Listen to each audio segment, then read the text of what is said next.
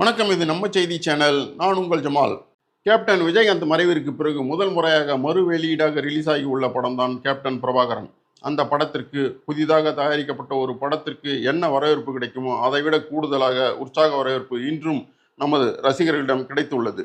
படம் மறு வெளியீடாக ரிலீஸ் ஆகி 3 நாட்கள் ஆகியும் இன்றும் வயது வித்தியாசமின்றி, அதாவது அன்று படம் வெளியான போது பிறக்காதவர்கள் கூட இன்று அந்த படத்தை பார்த்து ரசிக்கும் போது பலத்த கைத்தட்டல், விசில் என உற்சாக வரவேற்பு அளித்து வருகின்றனர்.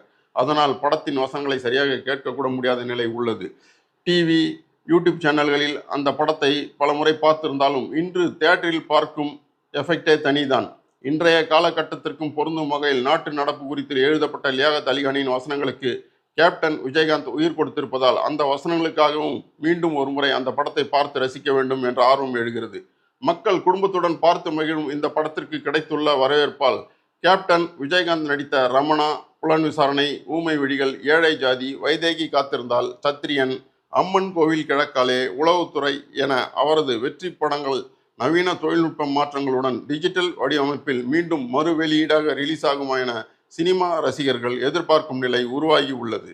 கடந்த 22ஆம் தேதி மறு வெளியீடாக ரிலீஸான கேப்டன் பிரபாகரன் படத்தின் வெற்றியை ரசிகர்கள் கொண்டாடி கொண்டிருக்கும் இந்த வேளையில் சென்னை கமலா தியேட்டரில் நேற்று நள்ளிரவு 12 மணிக்கு கேப்டன் விஜயகாந்தின் பிறந்தநாள் கொண்டாடப்பட்டது. அந்த விழாவில் படத்தின் விநியோகஸ்தர் கார்த்திக் வெங்கடேசன், கமலா தியேட்டர் உரிமையாளர் விஷ்ணு மற்றும் நடிகை அபிநட்சத்ரா ஆகியோர் கலந்து கொண்டு ரசிகர்களுடன் கேக் வெட்டி பிறந்தநாளை உற்சாகமாக கொண்டாடினர்.